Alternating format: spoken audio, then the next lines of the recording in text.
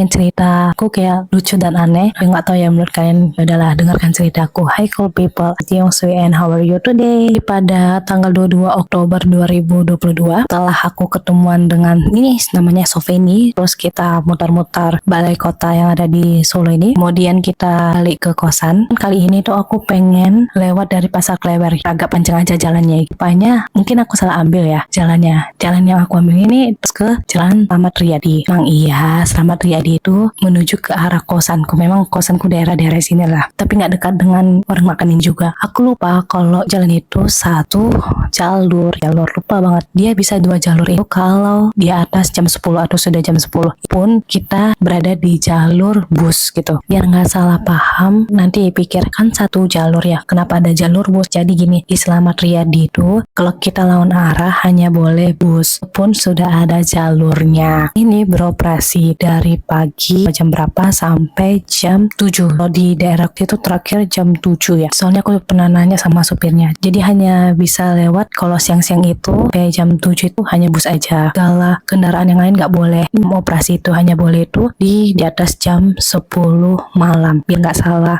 paham aja. Daripada kita lama menunggu, akhirnya kita parkirkan mobil. Kemudian kebetulan di parkiran kita itu ada jual kayak aksesoris plus mainan. Hampir ke sana keliling-keliling. Kemudian kita belilah bridge ini. Namanya aku lupa lah. Pokoknya kayak Lego kayak gini. Setelah kita dari tempat aksesoris itu ke tempat makan. Nah, kebetulan aku tuh bingung mau ke tempat es krim atau ke warung. Soalnya memang aku pengen makan es krim. Cuman kayak warung makan ini sungguh menggiurkan karena kayak tercium bau aroma mie. Ya akhirnya kita memutuskan ke si yang gak ada ini ya, ke konsistenan. Dari awal pengen es krim gitu. Setelah kita mesan, kita naik ke lantai 3. Daripada kita ngomong-ngomong saja, daripada kita hanya menunggu saja main HP aja, akhirnya kita memutuskan untuk main bridge ini selama kita makan dan menunggu. Aku agak songong ya di sini. Jadi aku tuh kan tipe kalau misalnya main bridge atau mainan apapun kayak nyusun atau apa itu,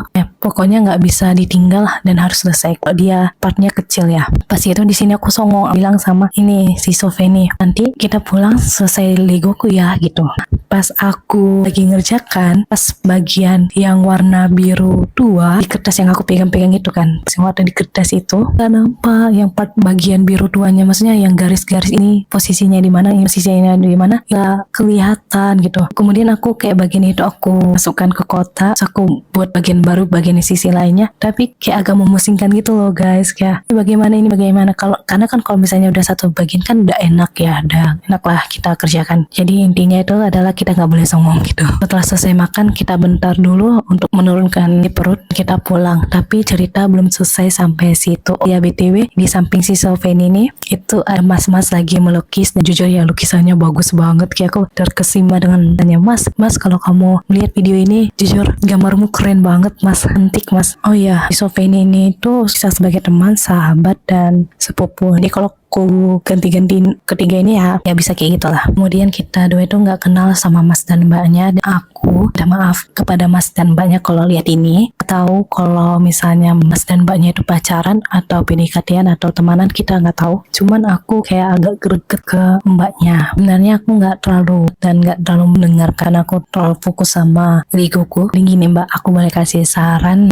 kayak saran dan masukan sama lah itu ya. Mbaknya pengen nih ke Gunung Pantai, aku lupa sama circle-nya si mas, tapi mbaknya bilang gitu, kayaknya jangan deh nanti merepotkan kalian. Si masnya itu kan bilang it's okay ya. Terus kayak mbaknya itu ada bicaranya itu kayak agak agak sok manja dan agak lebay ya menurutku. Ini mbak, kalau misalnya mbak mau naik gunung, dulu ke diri mbak sendiri bahwa badan mbak itu bisa menerima tantangan yang akan terjadi di gunung. Gunung itu hal yang mudah mbak, persiapan penuh baik fisik, jasmanik atau apa itu. Kalau misalnya mbak nggak sanggup naik gunung, perginya jangan deh, karena takut merugikan diri sendiri gitu loh. Mbak kecapean atau bagaimana. Jadi kalau misalnya mbak belum belum yakin diri Mbak bisa naik gunung, saranku jangan. Tapi kalau misalnya Mbak yakin Mbak bisa naik gunung, silahkan. Tapi jangan sok dan bilang kayak nanti merepotkan kalian. Overthinking dulu Mbak. Kalau Mbak pengen ya jalankan aja gitu. Thinking. Yang kedua, Mbaknya itu mau traktir Mbak loh. Aku lihat kayak tulus loh dia mau traktir. Atau sih ada tipe orang yang nggak mau ditraktir, yang maunya dia bagi dua, atau Mbaknya itu lagi ngedate atau enggak. Cuman kayaknya Mbak tipe yang bagi dua ya untuk bayar makanan. Kayak gini Mbak, daripada berantem di depan orang soal bayar-bayaran dan bawa-bawa kata bapakku dan saya ya Mbak, kalau Mbak dan Masnya ngedate lagi tempat lain atau di mana, gantian Mbak yang bayarkan juga punya Masnya. Nah, laki-laki itu kan punya ego ya, punya gengsi ya, pengen setiap jalan dia yang bayar gitu. Mbak pergi ke tempat itu, Mbak pesan, tanyakan dulu sama si cowoknya mau apa, Mbak pesan, kemudian langsung bayarkan. Kalau misalnya cowoknya udah nggak usah aku gitu aja, kayak udah nggak apa-apa gantian, atau misalnya kayak apa ya, langsung sodorkan aja ke tangan Masnya gitu, kayak salaman gitu loh. Atau enggak Mbak ke kamar mandi ya bayarkanlah makanan Masnya gitu. Atau mungkin bisa ganti dengan uang bensin yang diajarkan mamaku ya Mbak, daripada berantem di depan orang banyak, malu Mbak. Kemudian yang ketiga, ya sih Mbak, kalau misalnya kita sudah berdandan, mau teman, pacar, dian, keluarga, dibilang makeup kita nggak bagus atau misalnya lebih cantik, ya agak sakit hati sih Mbak. Mbak ngambek, nggak apa-apa pun kayak gitu ngambek. Kan yang aku agak kelin ya di sini, Mbak itu ngerekam Masnya itu udah minta maaf atau ya entah dia sujud dah apa nggak tahu. Cuman aku lihat sekilas itu kayak Mbak itu megang-megang HP kayak nyorot-nyorot ini, pokoknya kayak ngevideoin gitu. Jangan deh Mbak ya, jangan, kasihan cowoknya, kasihan. Ya dia udah minta maaf terus kayak dia bilang aku nggak tahu, ya udah kayak ya udah maafin aja gitu, walaupun kita masih gondok ya, nggak usah cakapin gitu, tapi jangan direkam Mbak, kasihan kalau videonya viral, kasihan keluarganya juga sih.